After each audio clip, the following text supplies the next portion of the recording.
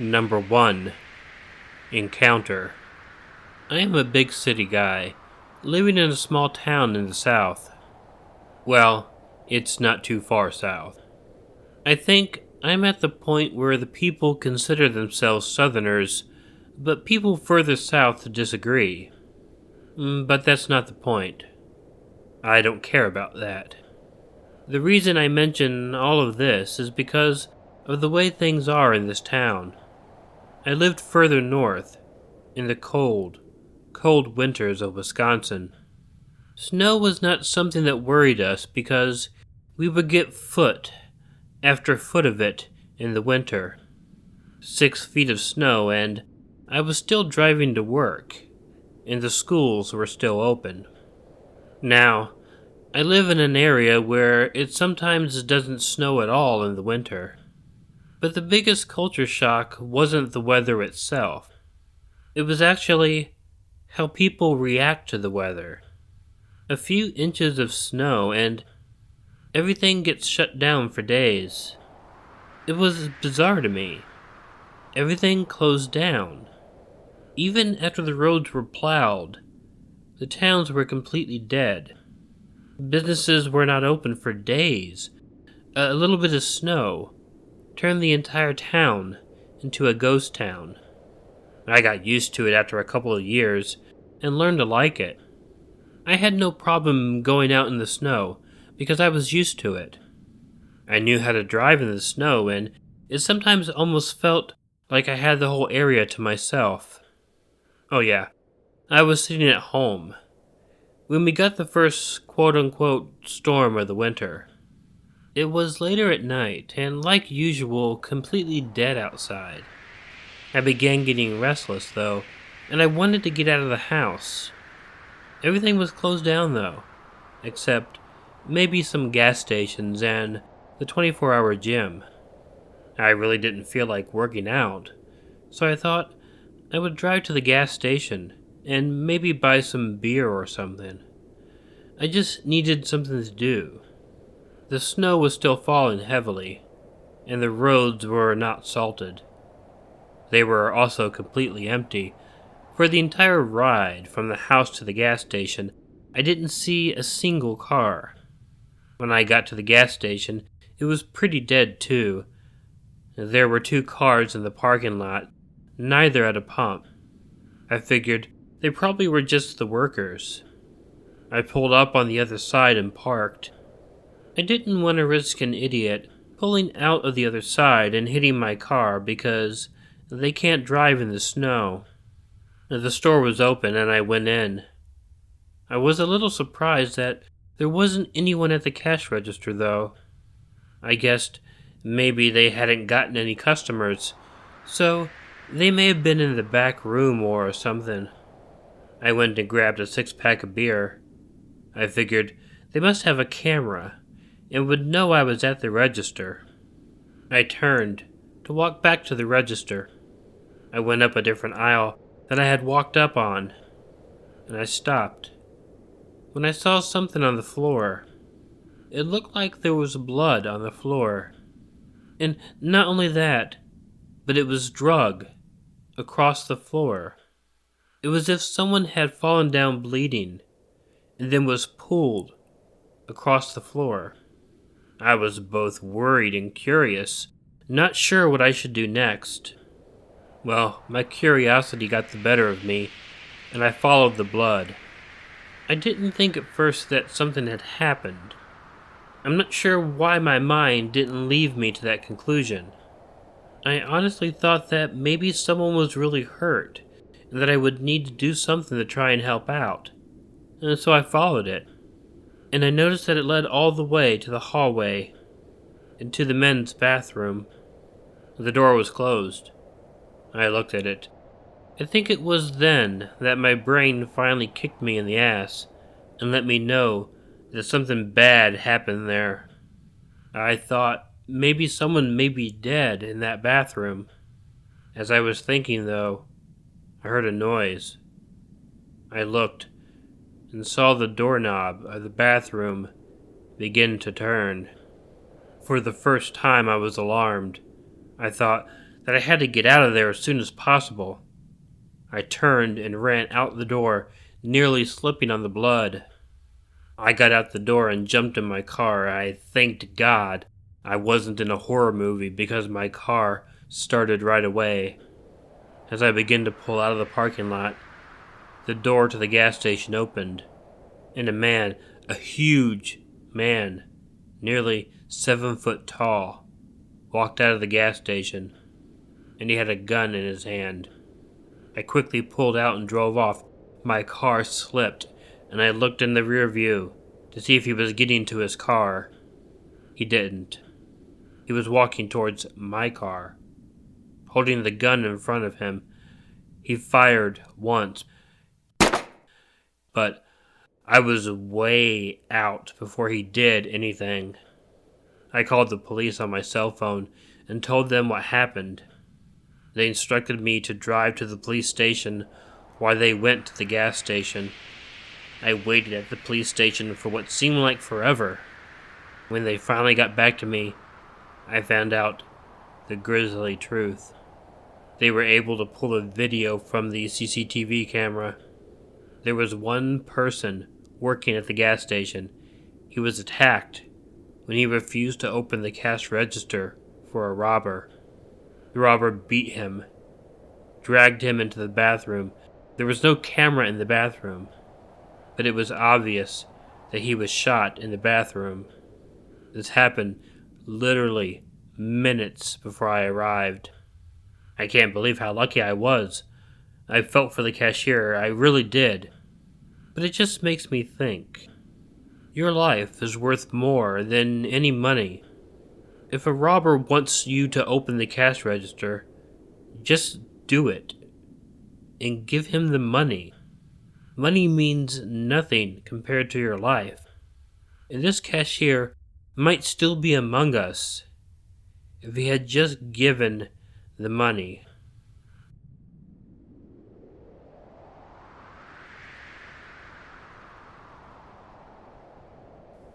Number 2. Exploration. This is a weird story. It's more weird about what I did and why I decided to do it. But it was also strange what happened. I'm a big fan of the cold and the snow. I really am. I watched John Carpenter's The Thing, and often wish I could be on some weird base in Antarctica. I could have done without the monster, however, but that is neither here nor there. Anyway, when I was a teenager, I used to do all sorts of walking around and hiking, and I really enjoyed it while it was snowing. So when I was 16, school got called off because of an impending snowstorm, and that was okay. The snow hadn't started before I went to bed, but when I woke up in the morning/late morning, I looked out the window and the whole neighborhood was covered in it, at least a foot of snow, and more was coming down heavily. It was great. I got up and quickly got ready to go out and explore the area. When I had first heard about the storm the previous night, I knew exactly what I wanted to do. There was an old, abandoned asylum, a little bit out of town. I've always wanted to explore it, but was generally too scared to do it.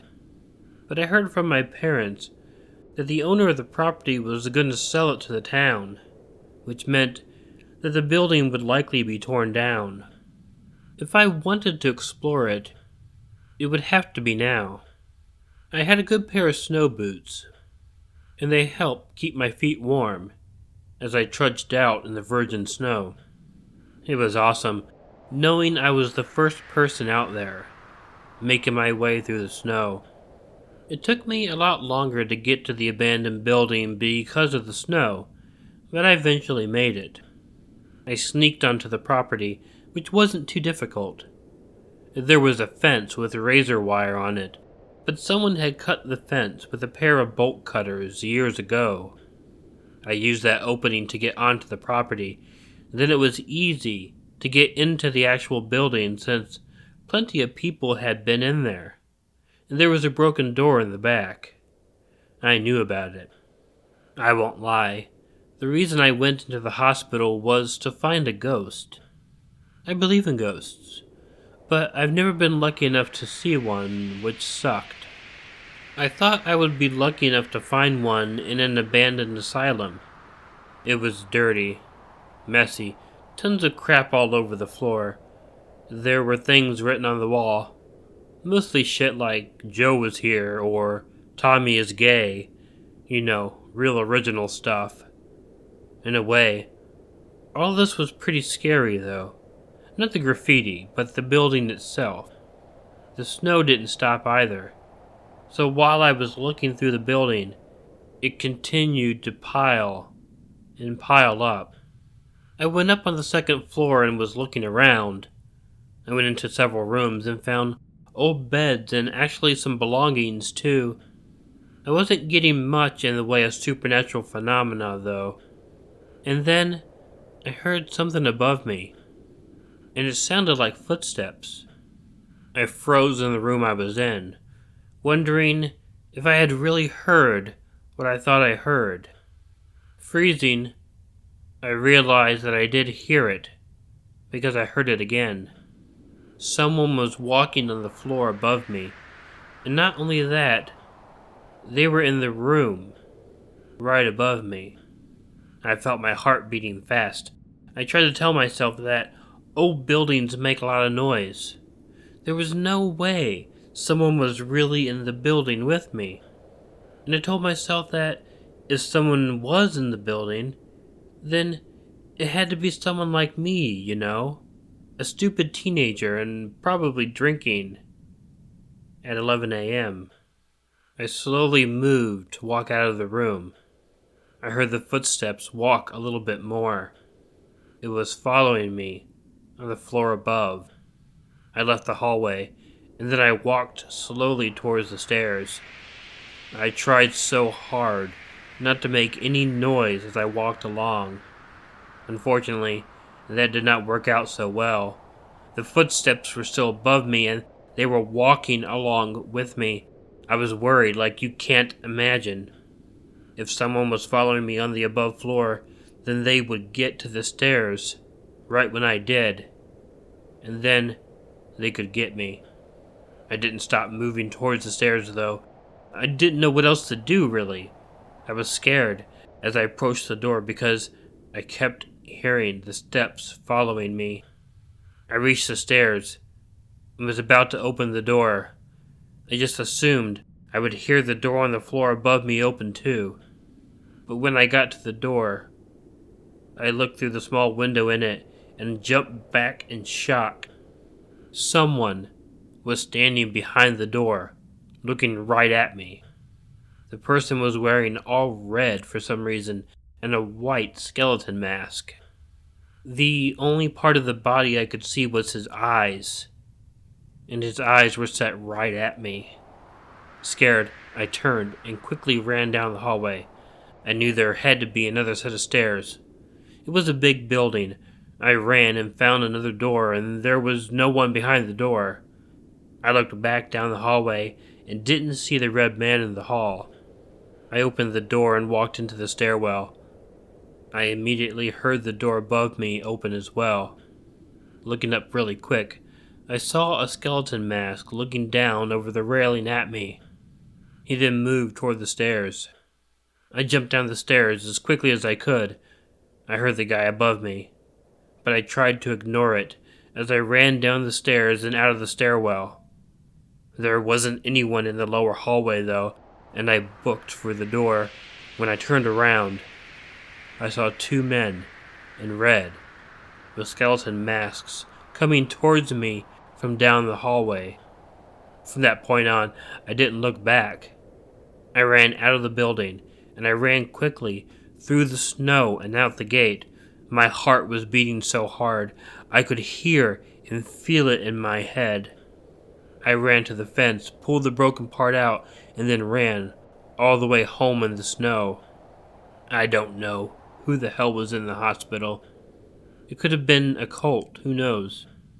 But I didn't call the police or anything. I just wanted nothing to do with it. The city did buy the building, and they demolished it. So I guess I will never know what was going on that day.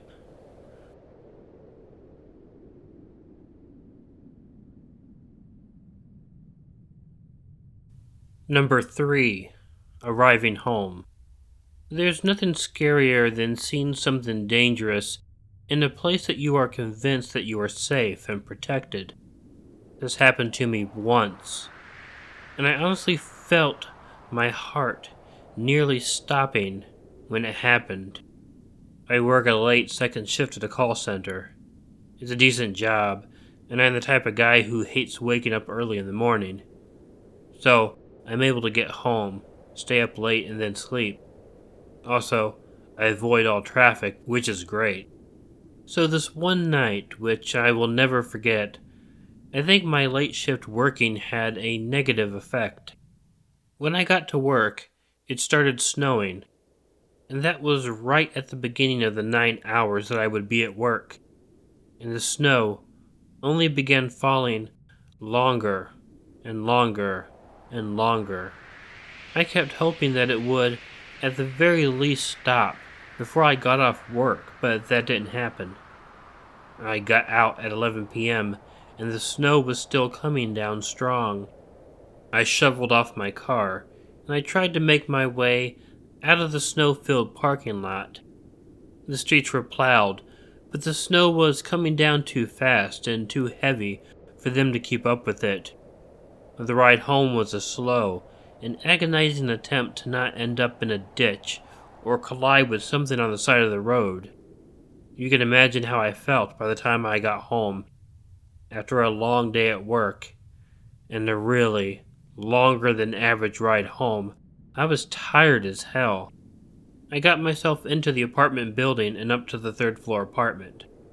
I got into the apartment and took off the wet clothes in the hallway. And then I went and got cleaned up. I walked into the living room and turned on the TV. I didn't think I would be spending much time watching TV, though. In my living room, I had a balcony and a sliding glass door. The balcony was full of snow, obviously. I would have to shovel it the following day, which would not be fun. There was a little bit of cold air coming from the door, which happened sometimes. It didn't lock well, and sometimes air would get in. I pushed it, so it was a little more shut than before. After that, I just spent some time watching television, until I got so tired that I was ready to go to bed. I think it was while I was sitting there that for some reason I began to feel a little uneasy. I wasn't 100% sure why, but something was really not sitting well with me. It was like an intuition or something. I got up and went into my bedroom, and that was when I saw it. I saw the bottom of a shoe under my bed. It wasn't a shoe that I had. It was a shoe that was on a foot of someone who was under my bed. Someone who had been under my bed since I had gotten home. It wasn't a killer orange cat. It was a person, someone who had been under my bed while I was previously in my room. Someone who was under my bed right now. I quickly realized that he must have gotten into my house through the sliding glass door that didn't lock well. I was probably uneasy when I closed it. All I could do was pretend that I didn't know. I didn't want to, but I walked into my bedroom and over to the dresser. I took some clothes out as if I was going to take a shower. It was uneasy. It was nerve-wracking while I was taking my time and pretending that I was not aware that someone was there. I just expected him to catch on and to jump out and try and get me. I didn't think that it would be actually hard for him to get out from under the bed that quickly. I was able to gather everything I needed. My heart nearly stopped when I noticed my gun was not in the drawer. That meant that whoever was under my bed also had my gun. What I did have going for me was the fact that he probably didn't know I was aware he was there. So I took my clothes and headed for the living room Then I went and grabbed my cell phone, my car keys, and I left the apartment. I didn't try to be quiet because I figured that would be a telling sign that I knew he was there. I got out of the apartment, and then I quickly got into the elevator and went into the lobby. I got into my car, and that was when I called the police. It took the police a while to get there, and they escorted me back to the apartment. I stood in the hallway while they checked it out. No one was in the apartment. The balcony door was open. They brought me in, and I confirmed many things were missing. The guy was arrested eventually. However, my apartment wasn't the only one he hit that night. However, they charged him with murder, though. Another one of his victims didn't react like I did. They screamed when they saw him, and he had a gun. He shot them dead with my gun, alerting their neighbors who called the cops. So he killed a woman with my gun, something that bothers me to this very day.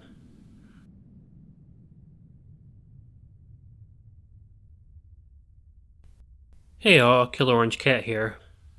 I hope you like this video, and I originally was going to go on a bit of a rant in this closing. I recently had an experience with somebody on Twitter who accused me of making fun of my subscribers who believe in ghosts. I wrote down a response for this closing, but it turned out to be very long. So I think what I will do is I'll just go ahead and make a separate video about that.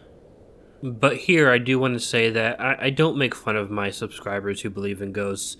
By the very fact that I read your ghost stories and label them as true on this channel, it should let you know I don't make fun of my subscribers who believe in ghosts. I respect everybody who sends me a story. I will go more into that later when I do a video response to these accusations. Anyway, if you like this video, please let me know by hitting the like button. If you're not already subscribed to Killer Orange Cat, please hit the subscribe button below, or use the icon of Ichigo that will appear at the end of this closing. It won't give you superpowers, and I won't guarantee that the generosity will make you happy, but I can guarantee that it will make me happy, that you subscribed to me or liked my video. Feel free to leave a comment to let me know what you think of the video, and consider sharing it with someone you think might enjoy it. You can always follow Ichigo and myself on Facebook and Twitter, using the links in the description. If you have a story you like narrated on Killer Orange Cat, please send it to the address provided in the description. My main requirement is that the story is original, meaning it has not yet been read on any other YouTube channel. And, whatever you do, please don't forget to make sure to check in your closet and check under your bed, because you never know where a Killer Orange Cat might be hiding. Good night.